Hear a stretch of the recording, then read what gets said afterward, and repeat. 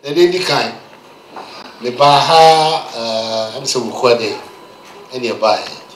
Yeah, about International Democrat Union Conference. International Democrat Union.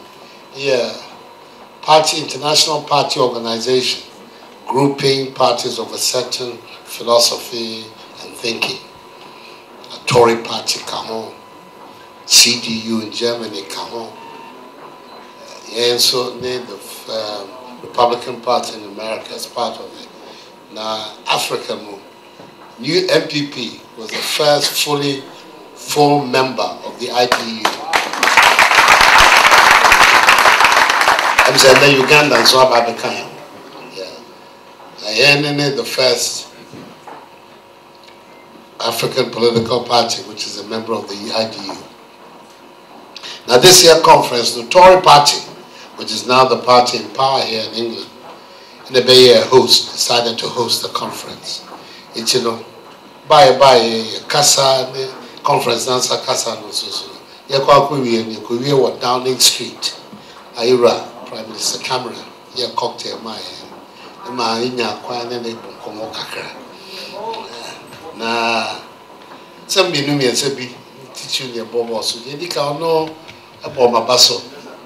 March 28, 2008, acquire with this tiny majority, Ijemu Brel, Emma Mills, the NDC, Amfan Tokwa, Ambagana.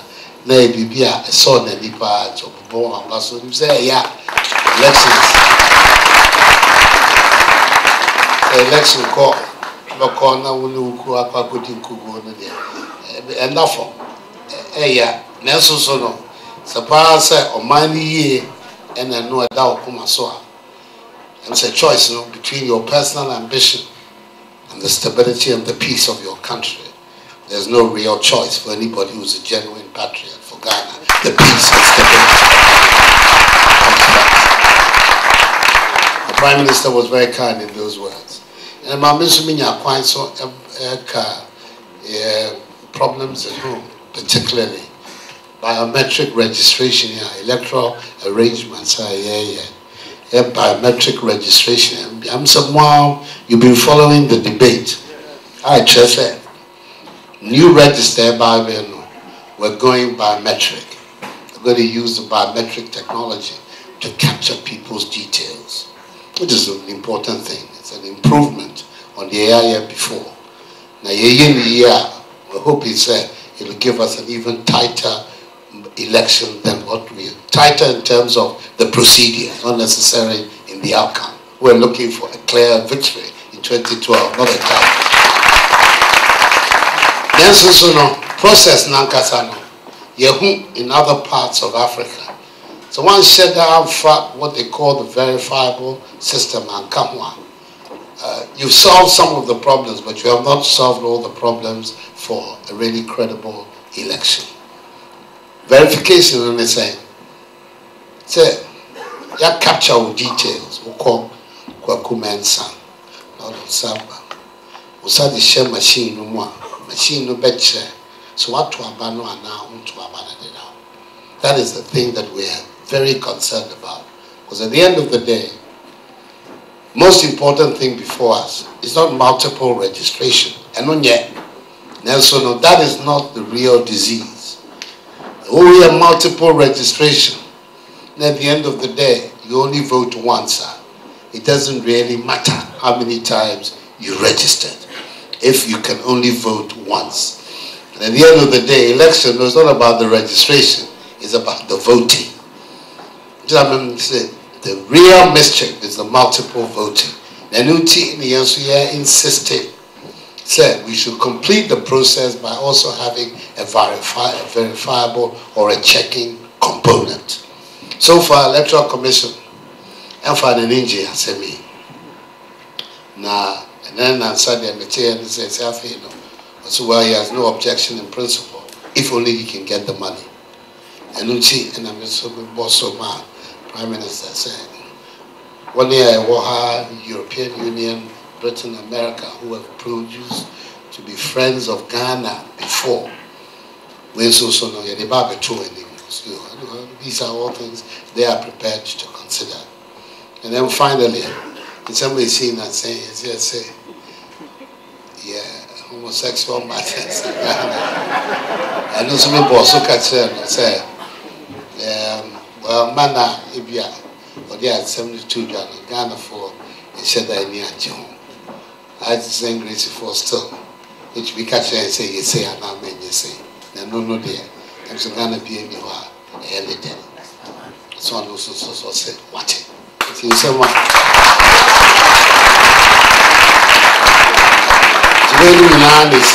My so apart from the meeting with him, William Hague also came to address the meeting.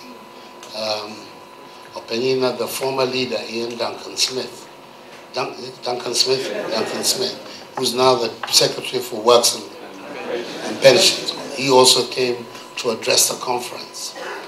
The Education Secretary, Michael Gove, also came to address us. So you see, we got a very good sprinkling of the senior figures of the new administration coming to talk to us on various issues. You take something away from it. I mean, I was very, very happy with this conference that we've come to. And I think that some work too has been done for Ghana as a result of it. Hopefully, the world now, Mabe, I'm saying, I should give you a little bit of a report of what's going on at home, especially what is happening to me and our party. My share, my problem towards the election of next year. I'm going around the country on what you hear is called the listening tour. And I'm going from community to community. So far, I've been able to go to the 6 regions of the South: Ashanti, Brong-Ahafo, Eastern, Central, Western, and Greater Accra. When I go back, I'm about to call the 3 northern regions, plus the Volta region, and hopefully complete the tour as far as this year is concerned, having touched significant parts of virtually every region. And one is communities, small communities, both in the towns and in the villages, in 2 parts, the visits. One, listening on the ground to what the issues are for our people. There's a tendency, so we are between to think right now, we can say, oh, when here, Ghana for. So we could be some here, what we can be for. It's important for political leaders to have a clear idea of actually what is on the ground, not what we imagine should be on the ground, but what is on the ground. So it's been a very educative process for me, going around and listening. And 3 or 4 things have emerged from it. And these are the 3 or 4 things that for me are going to be the themes of our campaign next year. 1, the crisis in education. Some in the country, a developed country where education is such an important aspect of the social life of the people. More fun because a dachi asempa a choir your manu eco school a fairly school. The quality of education that they're getting. Now facing someone amount for addition. A major problem for Ghana. Major problem. The Anshada and Pequine and Bombay and Pequine be a Bessiano. Some may see one North Africa and everywhere. I hate being a doomsday player. I hate being a Jeremiah. Say I say I doom or fall. But nevertheless, people who have a certain sense of history. Yehunia may be near Anshada and Kamasem. Yeah, Yehu Bibia. It cannot be right that the young men at the go to take a basic education exam for their basic education certificate, and only 47% of them pass, i.e. 53% of them are failures. And for year after year, the MPP period saw some important improvement in these statistics.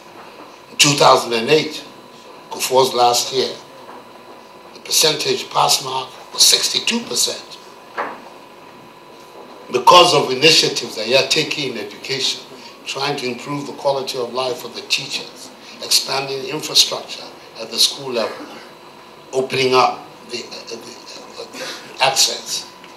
We got as far as reaching a 62% pass rate in 2008. And in all the years up to 2008, we saw incremental improvements in the pass rate.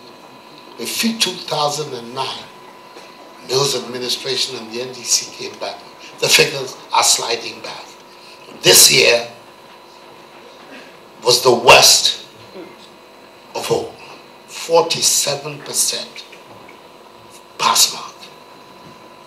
No country is going to make any serious progress if these are the facts surrounding education at the basic level. We can shout, we have this, we have that, we have that. It's like raw materials, the natural resources. And the chest of Minisika, now we discuss all of Maya. And Africa, that is like a continent being who are resources say, Yakasa Yakrum Ghana.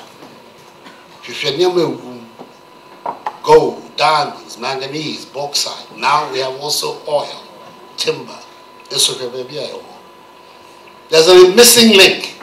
What is that missing link? The human development. Plenty of countries in the world, they are very far advanced in the development process. This is one Japan is a classic example. There are Singapore. There are plenty of countries around the world. Switzerland, even here in Europe, the Holland, Austria, all these countries. England until they discovered oil in the 60s. They don't have any serious natural resources, but they have an educated workforce.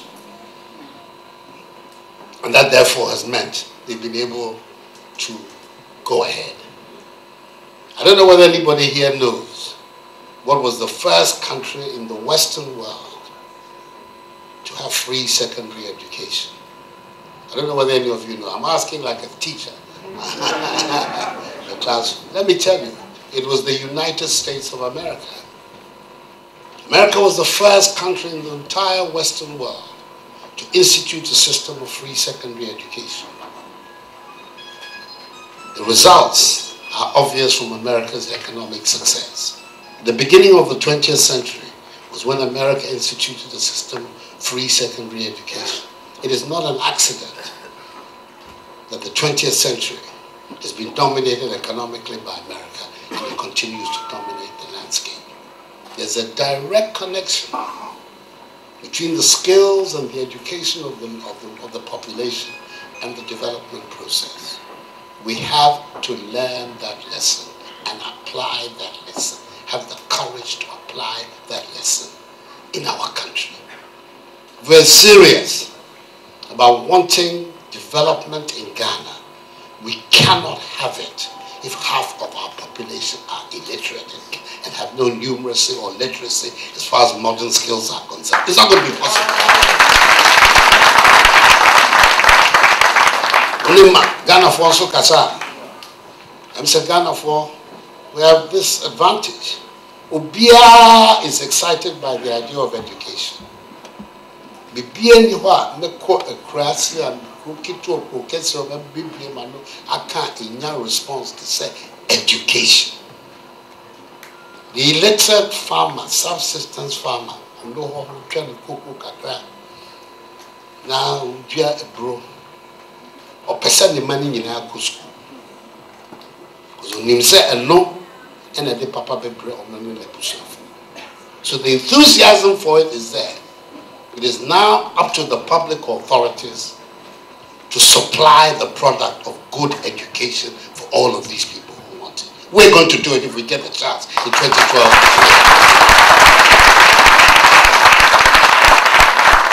I am fully committed to the idea of building on what Kufuor did to bring free basic education at the primary level, fulfill the constitutional injunction for FQ, to build on it by moving the thing up also to second cycle education, to allow access to every single Ghanaian to go to secondary school of one sort or the other. I want to revise the educational paradigm in Ghana. And I said the first point of exit of the school system is no longer going to be at the JSS level, which means basically around about the age 15. That is no longer going to be the first point of exit if by the grace of God everything works out for us next year. Secondary school is going to be the first point of exit. We're going to keep all that in schools. I'm told that it's utopian. It cannot be done. It will be done. We have costed it. We know what it is going to be, and we are capable of financing that expansion as well as access in our public schools. And for myself, I know everything I say is subject to all kinds of twisting and stuff, but for myself, this new wealth that we have got from the sea, if we use it all on paying for good education for the masses of Ghana, for me, that money will have been well spent. So, the crisis in education,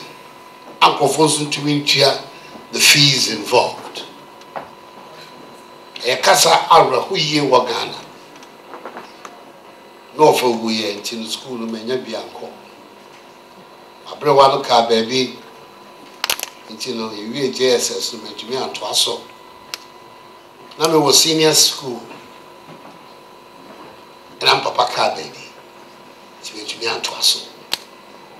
Each one of those stories is a story of failure for the society. You're talking about human beings being lost to the process of development. We have to stop that talk in Ghana. We have to stop that talk in